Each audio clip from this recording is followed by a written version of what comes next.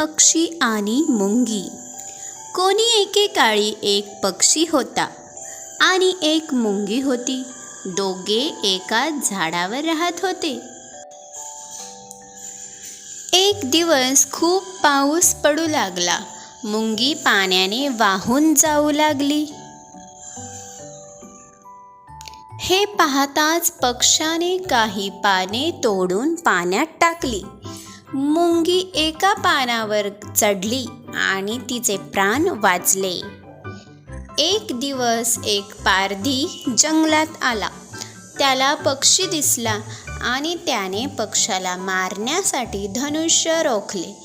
हे बघताच मुंगीने पारध्याच्या पायाचा कडकडून चावा घेतला. पारधी कळवळला आणि त्याच्या बाणाचा नेम चुकला व पक्षी सुरक्षित ठिकाणी उडून गेला. अशा प्रकारे पक्षी आणि मुंगी दोघांनी एकमेकांची मदत केली.